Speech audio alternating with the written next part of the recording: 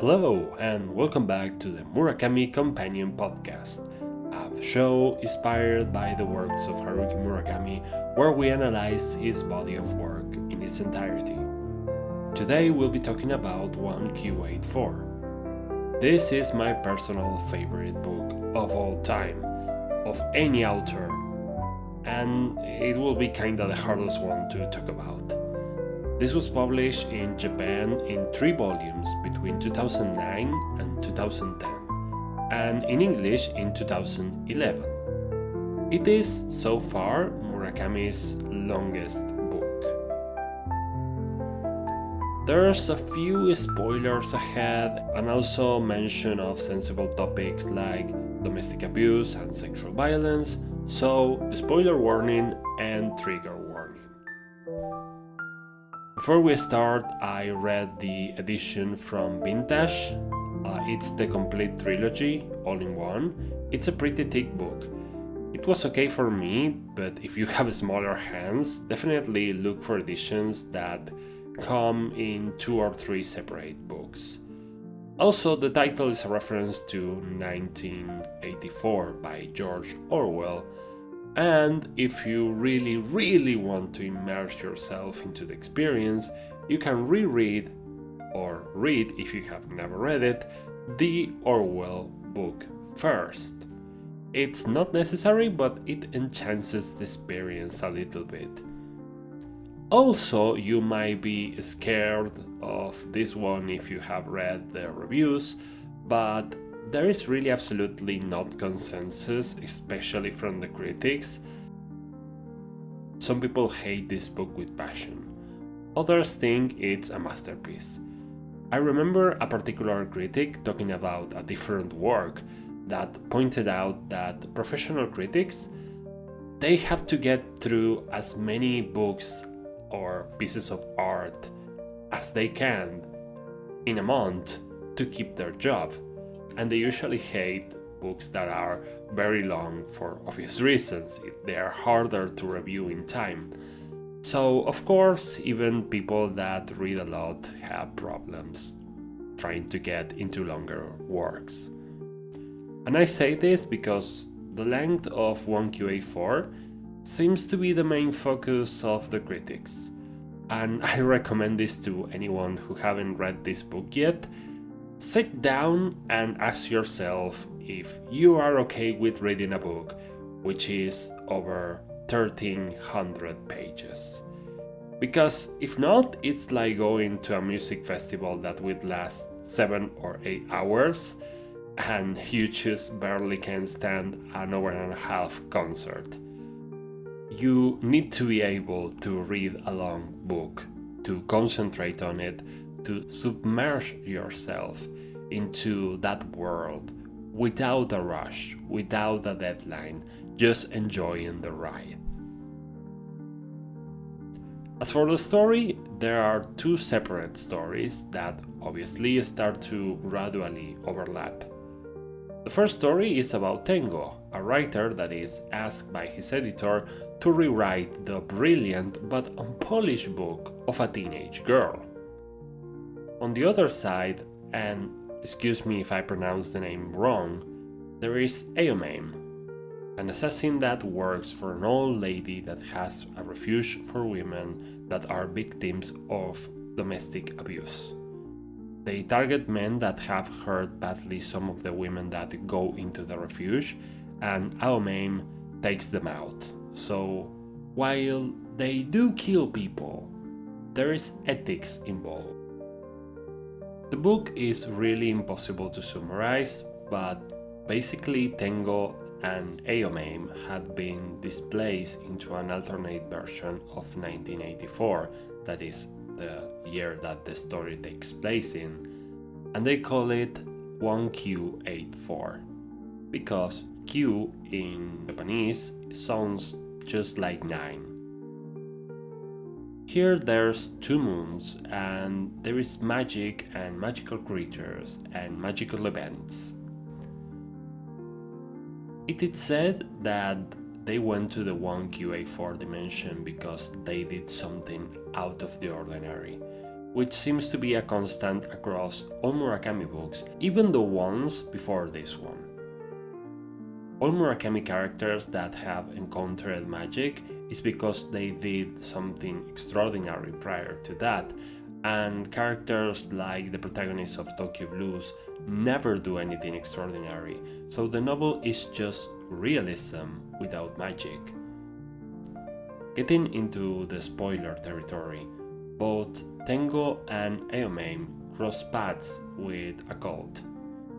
On one side, the leader of the cult becomes Aomame's target, so she sets off to kill him. And on the other side, the book that Tengo is rewriting into a more polished work happens to disguise as fiction actual events that happened within the cult that they don't want anyone to know about. This is not the only link between the two main characters.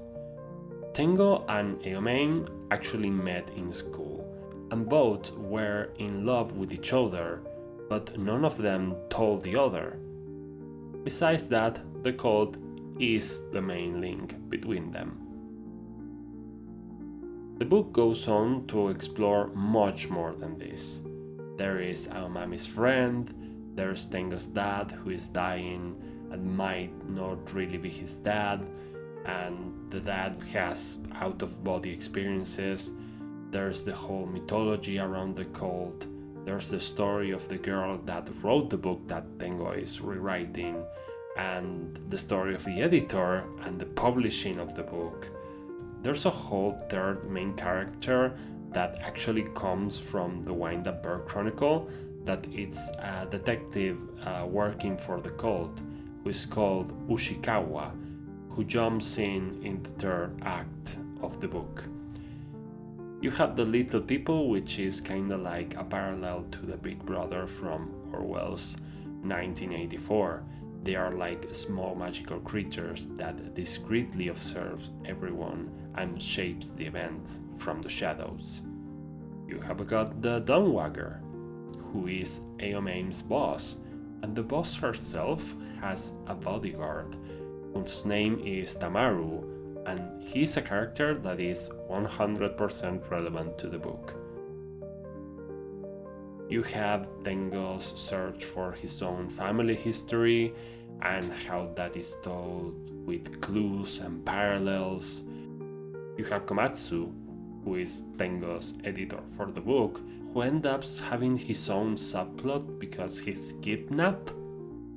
It's kinda very incredible how deep it goes with the subplots and the characters, and how everything just wraps up very organically, like all those subplots come together. And finally there is Fukaeri, who is the mysterious girl who writes the book that Tengo has to rewrite for publication. That it's not actually fiction, but it's autobiographical. As the story moves forward, you learn stuff about Fukaeri that makes you question more and more about who the hell is this girl. Everything you learn from her raises more and more questions than answers. And while you know she's not with the bad guys, you question her motivations. You question if she's really a good person at all. She might be the best written character of the entire book. So, hardcore spoiler time, and also trigger warning number 2. You're still here? Okay, so Fukaeri, who again is a teenager, in probably the most controversial scene in the book, forces herself upon one of the adult male characters, who has an erection while being completely paralyzed. He cannot move at all. And we're told that she has done the same thing to her own biological father while he was being completely paralyzed. And the other character, the male character, the victim, doesn't even know how to talk about it with her after the fact. And she acts as if nothing ever happened. It's never addressed. And this adult male character can't accuse her because he will go to jail. No one will ever believe him. And the book actually manages to keep Fukari as one of the good guys. Because she's not actually Fukari, but a doppelganger, a magical being with the memories of the real Fukari. So the argument is that she's not really a teenage girl. She's not even a human. She's a force of nature and magic that has to serve a purpose, that is to perform this ritual, and she just does it. There's no pleasure or malice, it's just her role in the world. What she did was actually helpful in the end because of the effects of the ritual she performed. And this is what I found interesting about this book, because when you put this alongside the fact that Aomame is a serial killer and is still one of the good guys, everyone exists in this interesting gray moral area. Tengo's dad is criticized for being a terrible father, but when it turns out that he isn't his real father, Tengo actually sees that his dad has to be patient and caring with a child that not only wasn't his, but reminded him every day that his ex-wife was unfaithful to him and left him for another man. Tengo himself has his own moral ambiguity because he's secretly being a ghost rewriter for Fukari, and he feels that that is wrong, but he does it anyway. And the big bad guy, who seems to be irredeemable up until the moment we met him, turns out just to be another victim, and it's actually one of the most reasonable characters of the book. We met all of these morally grey characters, yet the big evil in the end seems to be the cult, the organized religion, the people trying to take this disturbing magic and make it their own. The people trying to impose their concept of good and evil upon others. Even the little people, those small magical creatures, seem to be forces of nature rather than evil things. As in many other books from Murakami, magical beings doesn't have concepts of morality like people do, but they just have a function in the world and they just don't care about morality. But the cult are people, and they do impose their own concepts of morality and ethics upon others. And the truth is, human morality is really subjective and very circumstantial. There's a danger to think that morality is subjective and universal, to think that certain actions are just bad no matter the circumstances, because that's just not true. Life is just way more complicated than that. The book has lots of good lessons and bits of philosophy scattered throughout its many pages. Most notably, the idea that when you have a hole in your heart, you gotta fill it with something, because if not, there's gonna be bad things around that are gonna fill that hole for you, and they are going to become part of you. There's also this idea that there's always in everything a receiver and a perceiver, but that might be a little bit long to explain here. There's just a lot, and it's all really good. But the center of the book, besides the entertaining plot, it's the idea of morality as something that is not black and white, and that good and bad are actually very complicated things. Even Ushikawa, who seems to be this by-the-book secondary villain, turns out to be more complicated than that. And I love that. It brings those characters to life in a way I don't think many writers can achieve. But there is also a love story in this book. It's not the main focus, but it's good and it works when it has to work. And the ending is very non-Murakami, it's a more normal ending, which works very well here. It was a good decision because Look, I love Murakami endings. Some of them are really strange and off-putting, but they are always carefully crafted. But I think that if you're going for the longest book of your career, don't risk it. Strange endings or sad endings might alienate readers, especially new readers, and having one after such a long read, where there is a 50-50 chance you might not like it, better not. So the ending is the standard good ending. There's a different book by an American author, Stephen King, that is called 22/11/63. It's a pretty long book about a man who can travel to 1958 and decides to try to stop President Kennedy's assassination. Stephen King could have picked any year. He could have made it 2 months before the assassination, but he made it 5 years before the assassination. So the character has to wait 5 years in the past. That feels like an artificial extension of the book that, while it's cool at moments because Stephen King is so good at describing that era, ultimately the book, which is in general very good, suffers from it. In contrast, 1QA4, it's organically a big story. It set up a problem in the first 2 chapters, one for Aomame and one for Tengo, that develops, unfolds, goes towards a certain direction, and is resolved in the last chapter, and then the book ends. Every character in the book has a role to play. Other books like Moby Dick just add a lot of detail and side stories that don't really matter in the end. You have Robinson Crusoe, where you, as the author, can extend the book as long as you want. You just make him stay in the island up until you're bored of writing about him. So it's weird to have this book by Murakami that it's really long, but actually doesn't waste pages, doesn't have characters that doesn't matter, doesn't get distracted by unnecessary details or descriptions. At the start of each chapter, there is the name of the character that we will be following along in that one, and that gets subverted in the last third of the book to a massive emotional impact.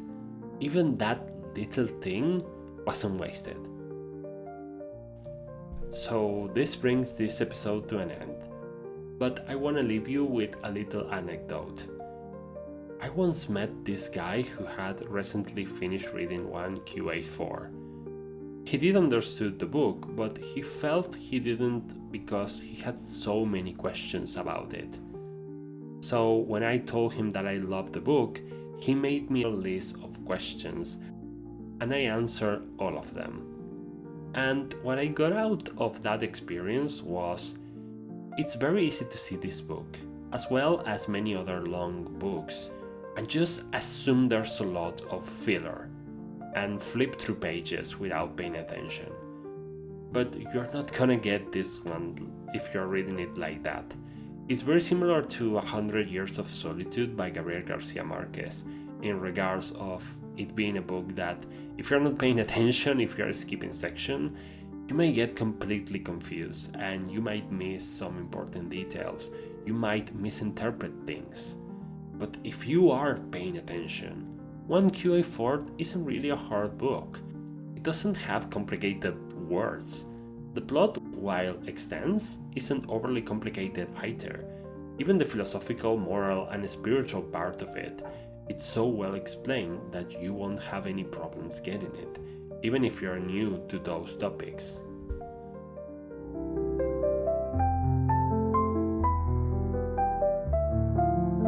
You can get 1QA4 pretty much anywhere where good books are sold. If you want to support this podcast, or you just like cool t-shirts, or coffee mugs, or art prints, we got a few digital stores where you can find all of that and more, featuring the artwork for this episode, inspired by 1QA4. there will be one design for each episode release of this podcast.